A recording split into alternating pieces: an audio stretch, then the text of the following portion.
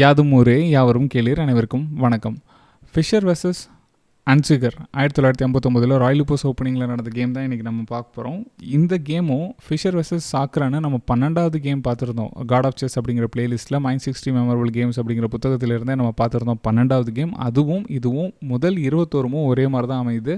Black இந்த தடவை வந்து ஒரு 22வது மூவ் மட்டும் மாற்றி விளையாடுறாங்க. அதனால் வேற ஒரு புது வீக்னஸ் வருது. அதை ஃபிஷர் எப்படி ஹேண்டில் பண்ணார், எப்படி அதை வின் பண்ணார் அப்படிங்கிறத இந்த கேமில் நம்ம பார்க்க போகிறோம்.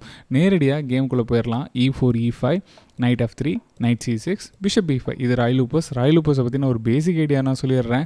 இந்த இடத்துல B5 நம்ம வைப்போம். அவங்க A6ன்னு ப்ளே பண்ணாங்கன்னா நம்ம பிஷப் A4 விளாடுவோம். உடனே B5 வைப்பாங்க. அப்படி வச்சாலும் இல்லை லேட்டராக வச்சா கூட பிஷப் B3 விளாடுற மாதிரி இருக்கும். நைட்டு A5 விளாடணும்னு அவங்களுக்கும் ஆசையாக தான் இருக்கும். பட் நைட் கேப்சர்ஸ் E5 நம்ம பண்ணிடுவோம் அப்படிங்கிறதுனால ஒரே ஒரு நிமிஷம் நைட்டை கொஞ்சம் பின்னாடி அனுப்பிடுறேன்.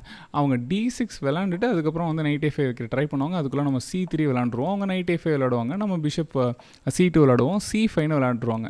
அதாவது நைட் A5 வந்தோடனே தெரியும் எப்படியும் நம்ம பிஷப் தப்பிச்சிடணும். இருந்தும் ஏன் அவங்க நைட் A5 வச்சாங்கன்னா C5 விளாடணும். இந்த D4 மேலே அதிக கண்ட்ரோல் கொண்டு வரணும் அப்படிங்கிறதுனால C5 விளாடுவாங்க. இதெல்லாம் ராயல் போஸோட பேசிக். இதை நம்ம ஏற்கனவே பார்த்துட்டோம். இப்போ நம்ம நேரடியாக கேமுக்குள்ளே போவோம். இந்த கேமில் என்ன நடந்துச்சு? E4 E5 Knight F3 Knight C6 Bishop B5 A6 Bishop A4 Knight F6. இங்கே டபுளோ Bishop E7. பொதுவாக இந்த Bishop E7 வந்ததுக்கப்புறம் ரூக் E1ல் வந்து அட்டாக் பண்ணுறது கொஞ்சம் கம்மியாக இருக்கும். நைட் இன்ட்டு E4லாம் கட் பண்ணால் கூட ரூக் E1னால் வர ப்ராப்ளம் கொஞ்சம் கம்மியாகும். இருந்தாலும் நைட் இன்ட்டு E4 கட் பண்ணக்கூடாது. ஏன்னா பிஷப் இன்ட்டு நைட் அடிச்சுட்டு கூட நைட் இன்ட்டு E4 அடிச்சுக்கலாம். ரூக் E1 கொண்டு வந்துடலாம். முடிஞ்ச வரையும் பிளாக் கேன்சல் பண்ணிவிட்டு கேமை கண்டினியூ பண்ணுறது தான் நல்லது. Rook E1 B5 Bishop B3 D6 வந்துடுச்சு. உடனே C3 வச்சாகணும். அப்போ தான் பிஷப்புக்கு லைஃப் கிடைக்கும். டபுளோ H3 வந்து பிஷப்புக்கு G4 ஸ்கொயரை கொடுக்கக்கூடாது அப்படிங்கிறதுனால விளையாடுறாங்க. இது ராயல் லூப்பஸில் பேசிக்கான மூவ்ஸ் தான் நான் இப்போ சொல்கிறது எல்லாமே. Night F5 Bishop C2 C5 D4 Queen C7ங்கிறது D4 captures C5 cut பண்ணாலும் D4 கேப்சர்ஸ் E5 கட் பண்ணாலும் D6 பண்ணாலும் கட் பண்ண முடியும். அது மட்டும் இல்லாமல் அந்த E5 பானுக்கு இன்டெரக்டாக வந்து குயினை வந்து C7லேருந்து ஹெல்ப் பண்ண முடியும். ஃபிஷர் பொறுத்தவரையும் D3யும் விளாண்டுருக்காரு, D4ம் விளாண்டுருக்காரு. ஆனால் ஃபிஷர் D4 D5 அவ்வளோவா விளாண்டதில்லை. D5 அவர் பீஸ்க்காக வச்சுக்குவார். Knight D2 knight F1 knight E3 அதுக்கப்புறம் வந்து நைட்டு F5யும் போகலாம் D5யும் போகலாங்கிற மாதிரி பாசிபிலிட்டி கொடுக்குற மாதிரி அந்த ஸ்பேஸ் ஒரு வீக்னஸ்ஸு. ஏன்னா அங்கே வந்து வேறு எந்த பானும் அந்த D5 கண்ட்ரோல் பண்ணுறதுக்காக இல்லை.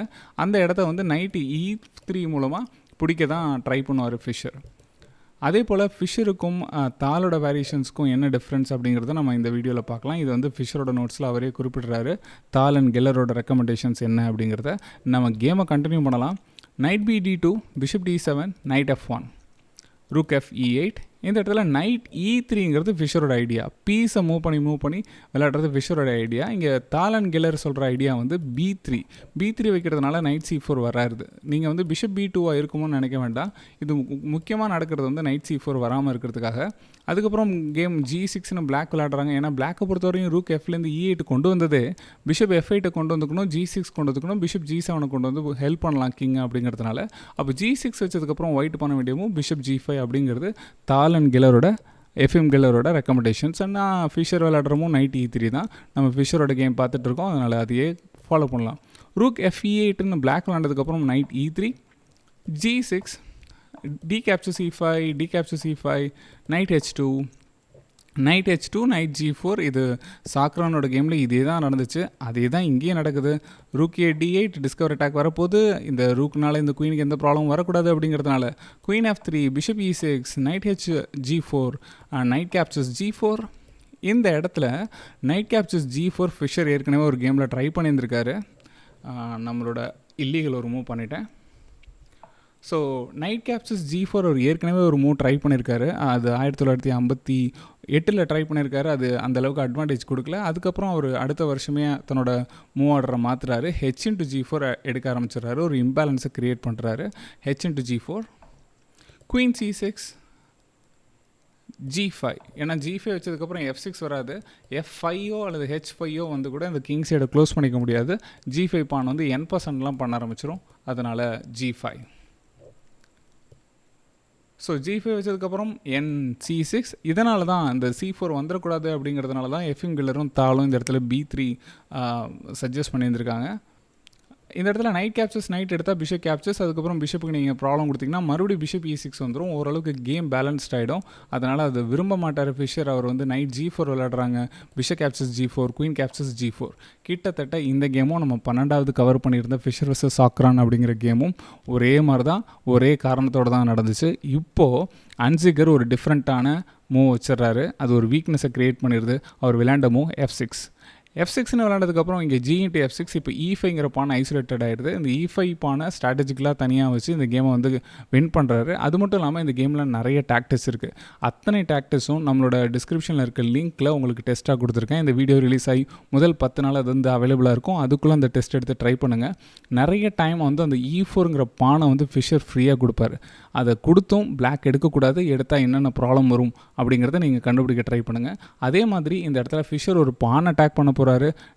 E2 வச்சு B4 பானை அட்டாக் பண்ணுவார். அதை ப்ரொடெக்ட் பண்ண பிளாக் ட்ரை பண்ணால் பிளாக் வந்து கம்ப்ளீட் லாஸ் ஆகிடும். அதுவும் ஏன் அப்படிங்கிறத நீங்கள் தான் கண்டுபிடிக்க போகிறீங்க. அதுக்கான பதில் என்னோடய டிஸ்கிரிப்ஷனில் இருக்கிற கேம் நோட்டேஷனை நீங்கள் கோத்ரூ பண்ணாலே தெரியும். முடிஞ்ச வரையும் ஆன்சரை பார்க்காம நீங்கள் ட்ரை பண்ணி பாருங்கள். உங்களோட டாக்டிக்கல், அதே மாதிரி நீங்கள் வந்து ஆப்போனண்ட்டுக்கு ட்ராப் செட் பண்ணுறது, ஆப்போனண்ட்டோட ட்ராப் செட் பண்ண அதை கண்டுபிடிக்கிறது, அது எல்லாமே உங்களுக்கு இம்ப்ரூவ் ஆகும். இப்போ நம்ம கேமை கண்டினியூ பண்ணலாம். Bishop captures F6. நம்ம நினச்சிக்கிட்டு இருந்தோம் இந்த E5 மேலே ஸ்ட்ராட்டஜிக்கலான ஒரு பிளான் இருக்குது அப்படின்னோன்னா எல்லாமே E5 டுவோர்ட்ஸ் தான் டாக்டிக்ஸ் நடக்குமோன்னு. ஆனால் அது நடக்கலை. இங்கே A4 விளையாடுறாரு. A4 விளையாண்டு போர்டோட 2 பக்கமும் விளையாடுறது கிராண்ட் மாஸ்டர்ஸோட ஒரு கேமை அப்ரோச் பண்ணுற விதமாக இருக்கும். அதே போல் A4 விளையாடுறாங்க. Night B6, A captures B5, A captures B5, bishop E3, 2 ரூக்கையும் இப்போது ஒயிட் வந்து கனெக்ட் பண்ணிடுறாங்க. இங்கே ஒரு சூப்பரான மூவ் நடக்குது. பிளாக் வந்து ரூக் A8 விளையாடுறாங்க. இப்போ நம்ம எதிர்பார்க்குறது ரூக்கை வந்து D1 வச்சுருந்துருக்கலாம். ஆனால் அவர் என்ன விளையாடுறாரு, ரூக் D1. அதாவது ஏ ரூக்கை வைக்காமல் E ரூக்கை வைக்கிறாரு. ஒருவேளை பிளாக் ரூக் கேப்சர்ஸ் ரூக் பண்ணால் அப்போ ரூக் கேப்சர்ஸ் ரூக் பண்ணிக்கலாம். அப்படி பண்ணலைன்னா 2 ஓப்பன் ஃபைலையுமே வந்து ஒயிட் வந்து தன்னோட கண்ட்ரோல்லே வச்சுக்கலாம். ஸோ கேமை கண்டினியூ பண்ணலாம். இங்கே king H8, B3 விளாண்டது night C4 வரக்கூடாது, நைட் A4 வரக்கூடாது அப்படிங்கிற ஒரு காரணத்தினால தான் பிஷப் G7, குயின் H4, மறுபடியும் bishop F6, bishop G5, bishop captures G5, queen captures G5ன்னு ஒரு சில நார்மல் மூவ்ஸ் நடக்குது. அப்புறம் rook captures A1, rook captures A1, ND7. இந்த இடத்துல இருந்து இப்போ ஒரு டாக்டிக்ஸ் வரப்போது பிஷப் D1. இந்த bishop D1 விளையாண்டதுக்கப்புறம் queen captures E4 எடுக்கலாம். அப்படி எடுத்தால் என்ன ப்ராப்ளம் வரும் அப்படிங்கிறத நீங்கள் தான் கண்டுபிடிக்க போகிறீங்க. குயின் கேப்சர்ஸ் E4 அது ஒரு கொஸ்டினாக உங்களுக்கு வரப்போகுது. பிளாக் விளையாண்டமும் நைட் F6. இப்போது E4க்கு நைட்டும் அட்டாக் பண்ணுது, குயினும் அட்டாக் பண்ணுது. அதையும் அதுக்கப்புறம் எடுக்க முடிய போகிறதில்ல. அதையும் நீங்கள் தான் கண்டுபிடிக்க போகிறீங்க. ஸோ இங்கே ஒயிட் விளையாடுறமும் ரூக் A7. இப்போவும் இந்த பான் வந்து ஃப்ரீயாக தான் இருக்குது, ஒரு கேம்பிட்டில் தான் இருக்குது. அந்த பானை எடுத்தால் என்ன ப்ராப்ளம் வருங்கிறத நீங்கள் கண்டுபிடிக்கணும். Bishop E2. அதாவது கேமில் நடந்தது ரூக் A7 விளையாண்டதுக்கப்புறம் பிளாக் வந்து குயின் D6 வச்சு பிஷப் மேலே அட்டாக் வைக்கிறாங்க. ஒயிட் விளையாடுறமும் வந்து பிஷப் E2. இங்கே பிளாக் வந்து பிஷப் E2 வச்சு ரூக் மேலே பான் மேலே அட்டாக் பண்ணுறாங்க. இப்போ ரூக் E7 பிளாக் எக்ஸ்சேஞ்சு கேட்குறாங்க. எவ்வளவோ வேரியேஷன்ஸ் இருக்குது அந்த பானை ஹெல்ப் பண்ணுறதுக்கு. இந்த வேரியேஷனில் இந்த பானை ஹெல்ப் பண்ண குயின் C6 விளாடலாம், ரூக் B8 விளாடலாம், இல்லை கவுண்டராக நைட் இன்ட்டு E4 அடித்து குயினே அட்டாக் பண்ணலாம். இவ்வளோ வேரியேஷன்ஸ் இருக்குது. இருந்தாலும் இந்த B4 பானை பிளாக் வந்து கிவ் அப் பண்ணிடுறாங்க, கிட்டத்தட்ட கொடுத்துட்றாங்க. ஏன் அதை காப்பாற்றினா என்ன ஆகும் அப்படிங்கிறது தான் இன்றைக்கி வந்து டாக்டிக்ஸில் நம்மளோட டிஸ்கிரிப்ஷனில் இருக்கிற லிங்க்கில் நீங்கள் வந்து பார்க்க போகிறீங்க. அதை வந்து ட்ரை பண்ணி பாருங்கள், சால்வ் பண்ணுங்கள். அதை உங்களால் கண்டுபிடிக்க முடியாத பட்சத்தில் நீங்கள் டிஸ்கிரிப்ஷனில் இருக்கிற கேமோட ஹோல் நோட்டேஷன்ஸை கோத்ரூ பண்ணிங்கன்னா உங்களுக்கான பதில் கிடைக்கும். இப்போ இந்த கேமில் இந்த அட்வான்டேஜை வச்சு B5 பானை கேப்சர் பண்ணுறது மூலமாக எக்ஸ்ட்ரா பானை வச்சு இந்த கேமை வந்து அவங்க வின் பண்ணிடுறாங்க. அந்த கேமை நம்ம ஃபாஸ்ட்டாக பார்க்கலாம். Rook E7, rook captures, queen captures, அதுக்கப்புறம் bishop captures B5. So king G7, bishop மறுபடியும் E2 கொண்டு வந்துக்கிறாங்க. ஸோ சம் மூவ்ஸ் நடக்குது. Queen E3, queen C7, queen A5 வருது.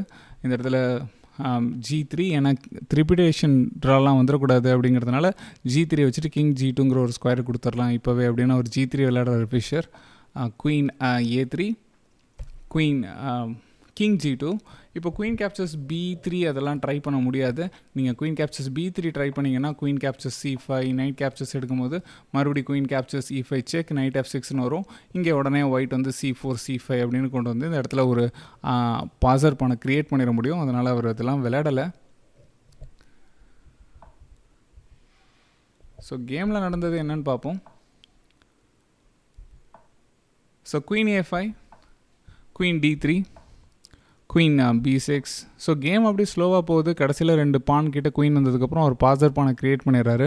பிளாக் குயின் C6 விளாண்டோன்னு B4 bishop D3 queen B6 அதுக்கப்புறம் B4 பான் கேப்சர்ஸ்னு ஒரு பானை எக்ஸ்ட்ரா எடுத்துடுறாரு.